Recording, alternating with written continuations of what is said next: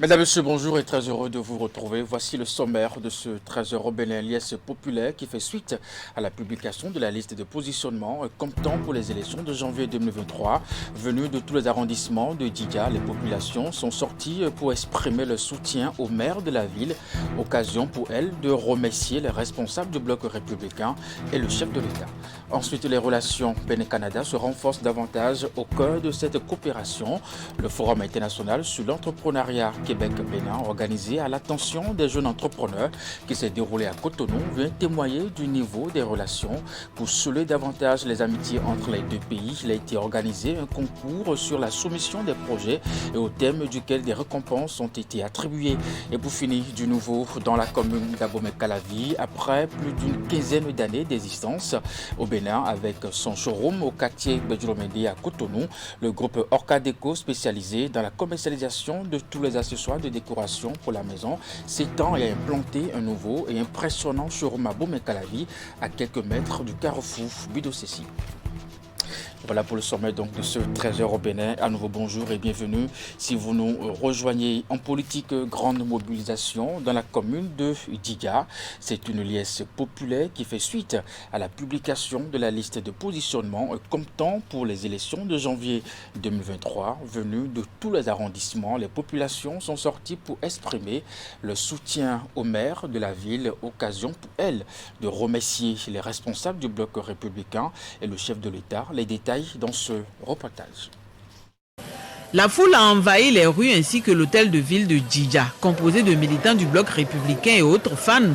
Ils chantaient et criaient pour extérioriser leur joie. Cette démonstration fait suite à la publication de la liste de positionnement comptant pour les prochaines législatives. Nous prenons l'occasion pour remercier son Excellence M. Patrice Talon, avec, sans oublier du tout le SGN, M. Le ministre d'État Abdoulaye Biotchane. D'avoir cru en la jeunesse, d'avoir cru à la population de Djidja, d'avoir écouté nos peines et de nous avoir honorés en mettant notre maire, son Excellence Denis Glegbeton, pour conduire la liste de la 23e. Toute la population de Djidja est en ébullition, on est tous derrière notre maire pour montrer que nous sommes soudés dans la commune de Djidja. En route pour la mairie ce samedi, l'autorité a été surprise sur son chemin par les divers groupes de manifestants. Obligé à descendre de son véhicule, le maire a été contraint de faire le reste du parcours à pied. Au milieu de l'attroupement, Denis Glegbeton a cheminé avec ses hommes, femmes et jeunes venus de tous les arrondissements de la commune. De la brigade, la marche du groupe a échoué à l'hôtel de ville. Quand je suis arrivé au niveau du commissariat, j'étais obligé de descendre parce que je ne pouvais pas voir ce monde et les dépasser. Et c'est comme ça qu'ils ont commencé par chanter, crier et remercier le chef de l'État qui veut le développement de chaque coin du pays. Et vous le savez, Djidja, c'est un grenier électoral. Mais nous travaillons toujours depuis 2015 pour les autres. Et surtout, pour les dernières législatives, nous n'avons pas eu du tout de députés. Donc la population en a senti le besoin. C'est pourquoi ils sont sortis massivement et je leur ai dit que ce n'est pas ma personne, c'est l'œuvre de notre grand camarade, le secrétaire général national Abdoulaye Biotchane. Et je le remercie pour ses conseils, son soutien sur tous les plans. Aussi, nous remercions les députés qui ont œuvré, il y en a beaucoup, mais particulièrement l'honorable Nazer Sado. Et je vais vous le dire, le BR est le parti de la jeunesse. Le BR est le seul parti dans lequel les jeunes, les femmes peuvent émerger. Je demande à tout le monde de rentrer dans cette formation politique pour que notre pays soit vraiment construit. Preuve de la reconnaissance des populations, cette mobilisation vient aussi confirmer l'adhésion et l'approbation des populations, notamment les militants, au choix opéré par les responsables du parti du Cheval Blanc Cabri.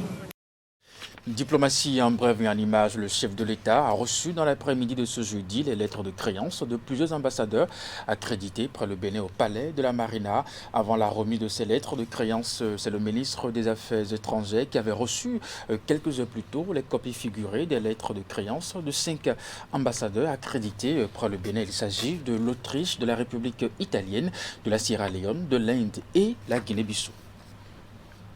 Dans la suite de ce trésor au Bénin, après 2 années d'exécution, le projet Sites et des musées pour le développement des territoires est à son terme. C'est un programme dont bénéficient 3 villes du Bénin qui sont Abomey, Ouidah et Porto-Novo.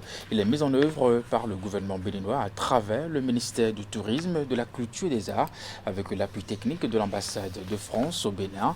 La cérémonie de bilan de clôture du projet est présidée par le directeur de cabinet représentant le ministre du Tourisme, de la Culture et des Arts et qui s'est déroulé ce mercredi au Centre culturel de rencontres internationales John Smith à Ouidah en présence des acteurs concernés.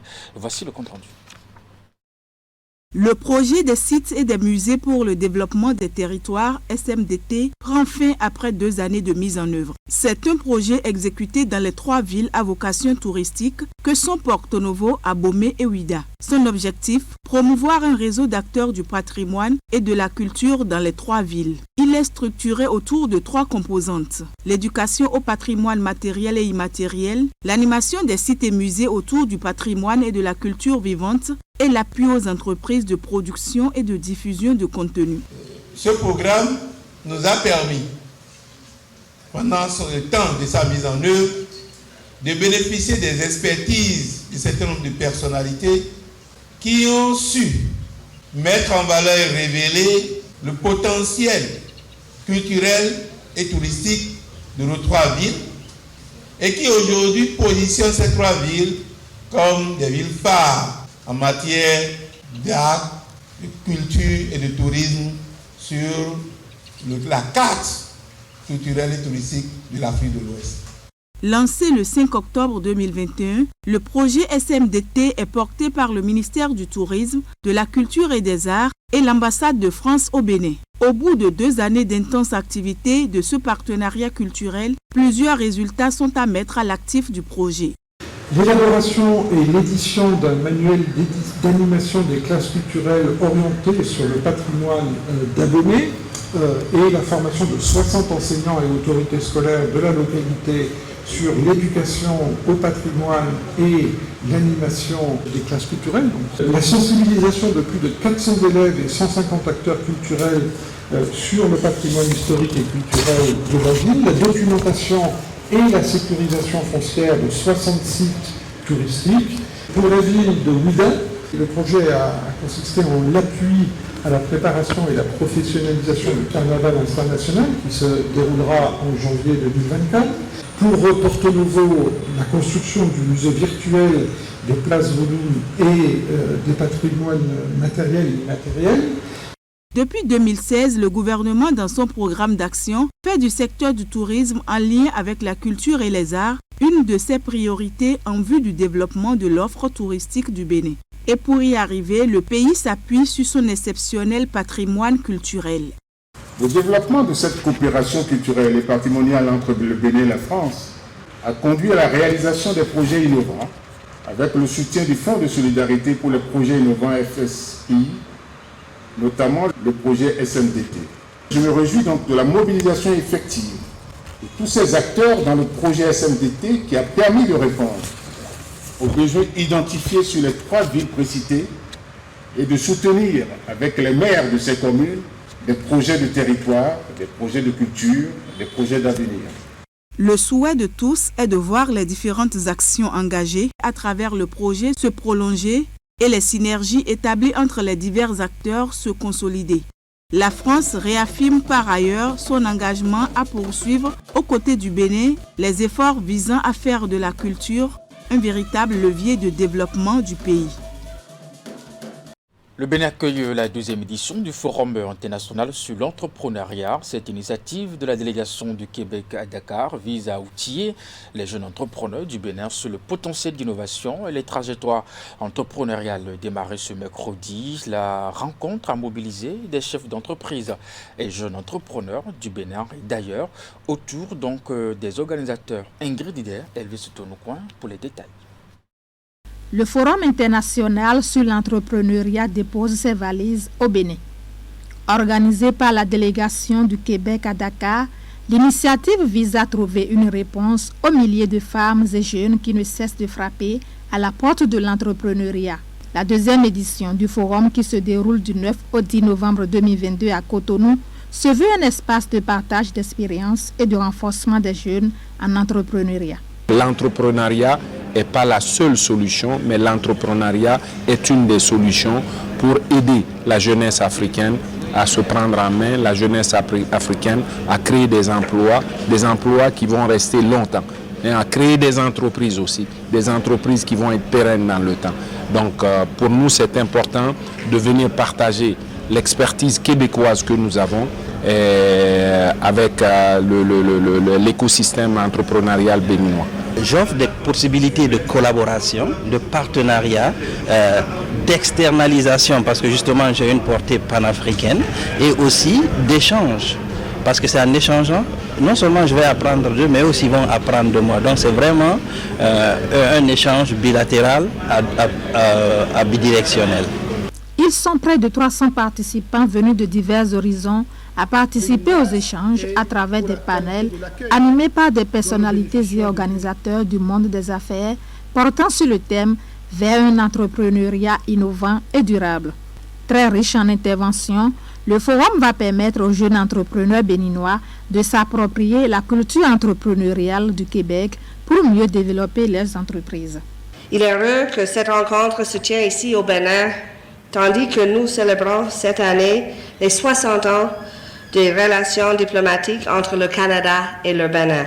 L'ouverture du Bénin sur le monde, son ambition de faire de l'entrepreneuriat économique le fer de lance de son développement durable sont des signaux qui ont milité en faveur du choix de Cotonou pour arbitrer ce forum international.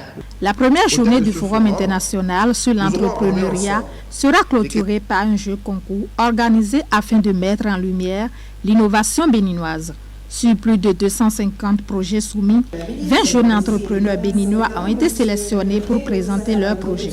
Les 6 meilleurs entrepreneurs seront récompensés avec des bourses financières permettant de développer leurs projets. En plus de la bourse financière, le premier bénéficiera d'un séjour au Québec au sein d'une structure d'accompagnement qui l'appuiera dans le développement de son entreprise.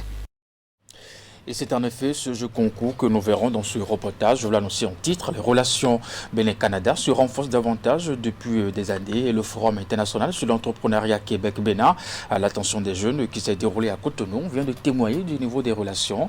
Pour sceller davantage les amitiés entre les deux pays, il a été organisé un concours sur la soumission de projets au thème duquel des récompenses ont été attribuées. Voici les images. Les résultats du concours entrepreneuriat Québec-Bénin sont connus. Nicole Tossou et Carpus Aïsso, premiers dans leurs catégories respectives. Organisé à la faveur du Forum international sur l'entrepreneuriat qui s'est déroulé à Cotonou, le concours a consisté en la présentation de projets par des jeunes. Sur les 18 dossiers sélectionnés, leurs projets ont été jugés meilleurs à leur satisfaction. Je suis super contente. J'exhorte les jeunes entrepreneurs, surtout les femmes, à ne pas se décourager et à toujours frapper à des portes, à toujours continuer. Ce prix, c'est la récompense des efforts des nuits passées sans fermer les yeux. Pendant 2 jours, ils ont pris part au Forum international soutenu par la ville de Québec. Une occasion qui leur a permis d'acquérir des connaissances et de renforcer leurs capacités en matière d'entrepreneuriat. L'ambassadeur du Canada près le Bénin s'en réjouit. Je suis tellement impressionnée par la qualité des jeunes béninois et béninoises qui ont présenté leur projet, leurs idées. La discussion pendant les 2 jours était vraiment intéressante et très pertinente. Le ministre d'État Abdoulaye Biotchane leur a exprimé ses félicitations. En outre, il les encourage au succès. C'est pourquoi je me réjouis du concours entrepreneurial à l'intention des jeunes pousses béninois. Je veux ici adresser mes vives félicitations aux jeunes femmes et jeunes hommes qui ont été sélectionnés pour leur brillant succès. Je veux les exhorter à s'armer du courage et de la persévérance pour bâtir ou renforcer sur ce socle leur parcours d'entrepreneur en vue de réaliser leur légitime aspiration de contribuer à l'accroissement de la richesse nationale, mais surtout de se créer à eux-mêmes l'emploi dont ils rêvent. Je veux leur dire que ma porte leur est ouverte personnellement, ainsi que celle des autres ministres et dirigeants pour les conduire vers le succès qu'ils méritent. Nicole Tossou bénéficie d'un séjour de 3 mois au Canada, tout frais compris, en plus d'une bourse de près de 600 000 francs CFA. Carpus Aïsso s'est vu attribuer un peu plus de 3 millions de francs. Lancement officiel du projet Observatoire pilote des paysages dynamiques agricoles du Bénin. L'une des activités importantes pour son exécution est la mise en place d'un observatoire pilote pour le traitement, le partage et la diffusion d'informations, fruit du partenariat entre le Bénin et l'Union européenne. Le projet veut apporter une contribution pour l'innovation dans la recherche agricole au Bénin. La cérémonie de son lancement s'est déroulée ce jeudi à Cotonou. Idrissou Boukari et Deroupevi. Le projet Obsidia, Observatoire pilote des paysages et dynamiques agricoles du Bénin, entre dans sa phase opérationnelle à compter de ce jeudi 10 novembre 2022. Initié par le Centre de coopération internationale en recherche agronomique pour le développement, l'Université de Parakou et l'Institut national des recherches agricoles du Bénin, le projet vise à mettre en place un observatoire pilote des systèmes agraires et des paysages sous la forme d'une plateforme de services dédiée à la capitalisation d'informations spatialisées, à la production d'indicateurs et à la cartographie des dynamiques agricoles et du paysage du centre et du nord du Bénin à destination des acteurs nationaux du développement rural. Et le projet Obsidia, il vise à tirer parti de cette nouvelle offre d'images en la couplant bien sûr avec des connaissances et des données de terrain pour produire des indicateurs réguliers et peu coûteux sur l'évolution des paysages ruraux en lien avec les pratiques agricoles. Le projet a ainsi une forte composante recherche et innovation, puisqu'il vise à créer des nouveaux indicateurs avec des nouveaux outils. Il a une forte également composante opérationnelle, puisque l'objectif c'est de mettre en place un système d'information qu'on va appeler une plateforme, au service des différents acteurs du développement, en particulier dans le nord du Bénin. Je voudrais prendre ici, devant vous, Monsieur le secrétaire général du ministère et devant l'Union européenne, l'engagement que non seulement les résultats attendus de la mise en œuvre du projet seront atteints, mais que des efforts seront déployés pour que des ressources soient mobilisées pour assurer la continuation de ce projet, étant entendu qu'il est pilote. Le projet Obsidia va donc permettre de créer des outils innovants de gestion des dynamiques agricoles, de participer au développement du numérique et à la croissance économique. Financé par l'Union européenne, le projet vient renforcer l'engagement du gouvernement, celui de faire du secteur agricole le principal levier de développement économique et de création de richesses et d'emplois. Ainsi, il est attendu, à l'issue de la mise en œuvre du projet, la création d'une base cartographique des paysages et systèmes agricoles, y compris leur évolution, l'intensification et le développement d'indicateurs des paysages et des systèmes agraires, ainsi que de leur dynamique et de leur durabilité écologique. Enfin, la mise en place d'une plateforme pour le traitement et la vulgarisation de l'information spatiale et le renforcement des capacités des structures nationales en vue d'une généralisation de l'observatoire pour couvrir l'ensemble du territoire. Étendu sur une durée de 4 ans, Le projet Obsidia, Observatoire pilote des paysages et dynamiques agricoles du Bénin, prend fin en mai 2026. Et puis au Bénin, les micro, petites et moyennes entreprises peuvent désormais pousser un ouf de soulagement. Ceci à travers le projet Iquité qui est officiellement lancé. Il va leur permettre une meilleure visibilité et surtout faire face aux réalités de la Covid-19. La Chambre de commerce et d'industrie du Bénin et ses partenaires vont exécuter ce projet durant une période de 20 mois. Didi Goudalo, Rachidi Soubero pour le compte rendu. Iquité, un nouvel outil numérique pour la digitalisation des micro, petites et moyennes entreprises au Bénin. Il est officiellement lancé en vue de contrer les difficultés de la Covid-19 et surtout permettre une visibilité continue des entrepreneurs béninois. ITT voudrait tout simplement dire projet digitalisation des MPME au Bénin porté par la Chambre de commerce et d'industrie du Bénin. Alors, quels sont donc les objectifs de ce projet ? Comme objectif général, c'est de soutenir la transformation numérique des MPME pour favoriser la continuité des activités pendant, après les pandémies de Covid-19 et tout choc extérieur. Le gouvernement de la République du Bénin nous a donné le cadre. Nous sommes un pays doté d'une stratégie nationale du numérique. Cela veut dire que nous avons la base qu'il faut pour développer le reste. La deuxième chose que nous avons dans ce pays, nous avons un code du numérique. Deuxième étape pour pouvoir travailler sur le reste. Et le troisième, c'est qu'il n'y a qu'à. Il n'y a qu'à faire. Le gouvernement ne peut pas faire plus. Le projet ITT est mis en œuvre par la Chambre de commerce et d'industrie du Bénin, Expertise France et l'Agence française de développement. Il prend en compte 7 grandes villes du Bénin, à savoir Cotonou, Abomey-Calavi, Porto Novo, Lokossa, Abomey, Parakou et Natitengu. Le projet ITT se place pour le groupe de l'AFD au sein d'un projet plus large qui s'appelle le projet Direct, qui a été formulé, comme cela a été dit, au moment de la crise de la Covid. Mais je crois que l'option qui a été prise dans le cadre de ce projet de soutenir la digitalisation des PME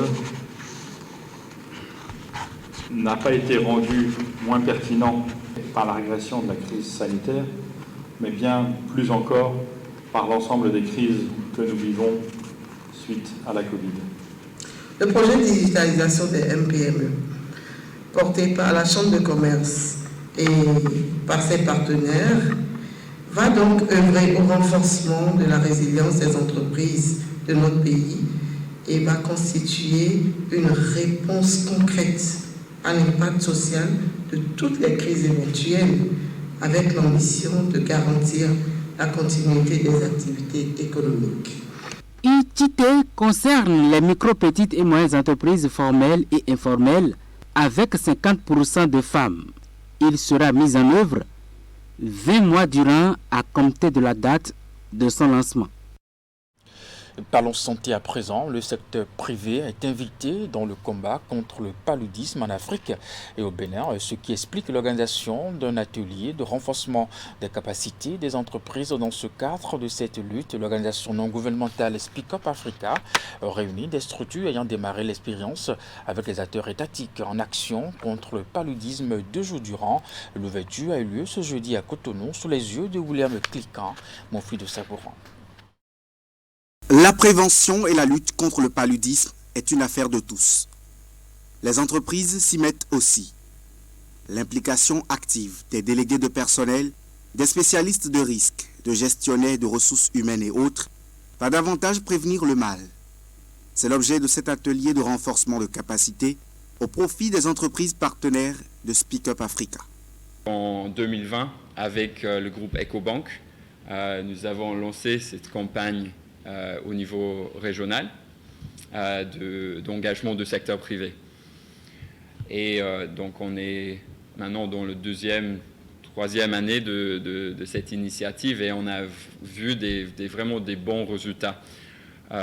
surtout au niveau du Bénin. Et donc, je remercie tous les acteurs qui ont été impliqués. On sait, je pense qu'on sait tous qu'il y a peu de chances que les ressources des bailleurs internationaux vont beaucoup augmenter dans les années à venir. On peut l'espérer, mais on ne peut pas compter sur ça. D'où l'importance cruciale de trouver des nouvelles ressources, des nouveaux partenaires. Et une des sources potentielles, c'est le secteur privé. L'État béninois soutient cette dynamique de l'ONG Speak Up Africa, celle d'informer les entrepreneurs sur les moyens d'éviter les conséquences du paludisme, aussi ravageuses qu'elles sont au sein de l'appareil économique national. Nous savons bien que l'entreprise constitue le socle de développement d'un pays, ce qui veut dire que le paludisme affecte le développement de notre pays. Et pour qu'ils aient des responsabilités pour pouvoir nous accompagner par rapport à cela, ils devaient donc avoir les informations requises. En tant que coalition des entreprises et associations privées pour la lutte contre le sida et la tuberculose et le paludisme, nous sommes la fêtière des entreprises en ce qui concerne ces luttes-là. Et donc les entreprises sont présentes, c'est nous qui les avons mobilisées pour accompagner l'initiative Zéro Palu. Les entreprises s'engagent. Ecobank, une des entreprises déjà engagées pour la lutte contre le paludisme, était aussi à l'ouverture de cet atelier. Les travaux durent 2 jours. Je vous l'annonçais en titre du nouveau dans la commune d'Abomey-Calavi après plus d'une quinzaine d'années d'existence au Bénin. Avec son showroom au quartier Gbadjouromede à Cotonou, le groupe Orca Déco, spécialisé dans la commercialisation de tous les accessoires de décoration pour la maison, s'étend et a implanté un nouveau impressionnant showroom à Abomey-Calavi à quelques mètres du carrefour Bidosessi. La cérémonie d'inauguration de ce magasin de décoration s'est déroulée dans l'après-midi de ce jeudi en présence du maire d'Abomey-Calavi, des responsables du groupe Orca Déco et autres invités. Compte rendu. Il est désormais implanté ici, à quelques mètres du carrefour Bidosessi. Après Cotonou, le nouveau showroom du groupe Orca Déco ouvre ses portes aux populations d'Abomey-Calavi et environ. Après Cotonou, le nouveau showroom du groupe Orca Déco ouvre ses portes aux populations d'Abomey-Calavi et environ. Un impressionnant bâtiment qui offre tout l'équipement pour la maison et dont l'inauguration officielle est faite le jeudi 10 novembre par le maire de la commune et les responsables du groupe. C'est un groupe qui adore de l'espace parce qu'on a tellement d'articles que l'espace, quand c'est réduit, là ça nous fait mal. Mais on a prévu quand même l'extension sur 2 niveaux par la suite. Donc on est là pour servir la population de Calavi qui aimait venir vers nous à Cotonou. Nous savons qu'ici il y a du monde. Et nous sommes là pour ce monde-là. Comme on le dit, Orca Déco, c'est la décoration intérieure. Tout pour la décoration d'une maison. Que ce soit l'intérieur et l'extérieur. Enfin, disons l'extérieur. Quand vous venez à Orca Déco, vous avez tout pour avoir, disons une maison coquette, très belle. Donc, nous sommes là et quand on sait que les gens construisent beaucoup à Calavi, on est venu quand même pour les aider à équiper leur maison. L'implantation de ce showroom à Abomey-Calavi s'explique par le désir des promoteurs de disposer de plus d'espace et de faire en sorte que l'infrastructure voit vite le jour. Raison pour laquelle ils ont mis les bouchées doubles pour son achèvement rapide. C'est des magasins de décoration, on vend tout pour la maison sans exception. J'ai initié ce projet au Sénégal il y a de cela à peu près 20 ans et je l'ai étendu sur 20 pays. Et aujourd'hui, on est en train de faire des surfaces beaucoup plus grandes, beaucoup plus intéressantes qu'avant. Et on a l'intention d'aller jusqu'à du 15 ou 20 000 mètres ici. Pour le moment, on est sur 8 000 mètres carrés. Cette cérémonie d'inauguration est pour nous le lieu d'exprimer nos vifs remerciements au gouvernement, aux autorités communales de la mairie de Calavi, aux partenaires et aux différents acteurs de la contribution, quelle qu'elle soit, à participer à la concrétisation de ce projet. C'est une grande satisfaction pour l'autorité communale, puisque l'ouverture de ce rôle d'exposition d'Orca Déco dans la commune d'Abomey-Calavi, qui est désormais une ville à statut particulier, offre de belles opportunités à ses administrés. La joie est immense parce que le groupe Orca Décor vient d'apporter sa touche spéciale au développement de la ville d'Abomey-Calavi. Ce que j'ai vu ici aujourd'hui à l'intérieur dépasse mon entendement. Quand on passait, on n'imaginait pas qu'à l'intérieur, il y a des transformations qui s'opèrent. Il a tout ici, tout pour la maison, l'intérieur comme l'extérieur, tout pour le bon décor. Le comble, c'est qu'il y a plus de 50 nouveaux emplois créés pour la jeunesse de Calavi. Tous ces employés sont de la commune d'Abomey-Calavi. Alors bravo aux initiateurs, bravo aux promoteurs et à tous ceux qui travaillent ici. C'est encore une plus-value pour la commune. C'est une forte contribution pour le développement de la commune d'Abomey-Calavi. On n'a plus besoin d'aller maintenant à Cotonou avant de se ravitailler. Il a tout ici. Tout comme les promoteurs, le maire invite à l'occasion toute la population d'Abomey-Calavi à venir visiter le showroom d'Orca Déco. En dehors de Calavi, il exhorte également les populations de Soava, Zé, Toribo-Sito, Pomassé, Ouida et environ à faire le déplacement pour goûter aux délices qu'il a découvert ici, dans ce grand magasin de décoration, grâce au groupe Orca Déco. Nous allons terminer avec l'actualité des mondiaux de pétanque prévus pour se tenir dans la première quinzaine du mois de septembre 2023. On l'évoque dans ce 13h au Bénin avec la descente de l'honorable Idrissou Ibrahima sur le site de construction du Bolodrome. L'infrastructure, en effet, tient de la volonté du président Patrice Talon et l'ensemble de son gouvernement. Alors, question, où en est-on avec la construction de ce joyau? L'honorable Idrissou Ibrahima et la presse nationale en fait le constat que voici. C'est un pas de décisif, pour certains de déterminant et pour d'autres encore de catalyseur. Le pas en question marque le début des travaux de construction du Bolodrome devant abriter les 50e mondiaux de pétanque que le Bénin s'apprête à accueillir en septembre 2023.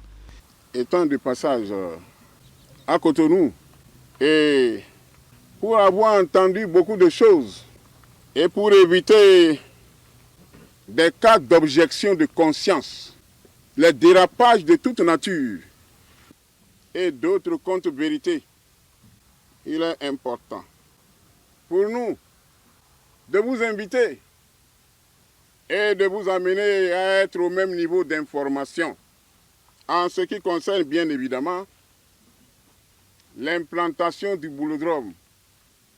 Actuellement, nous sommes sur le site et je suis assis dedans, pas en dehors, je suis assis dedans.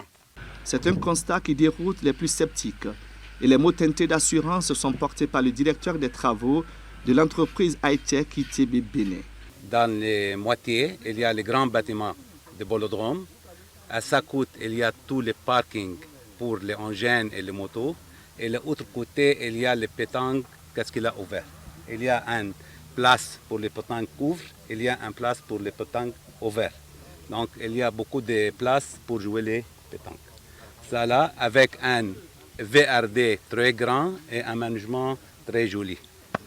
Et ça vient un peu avec un charpente de bois, avec une fausse façade perforée, avec aluminium laqué et avec une couleur, c'est un peu proximette Karakuta.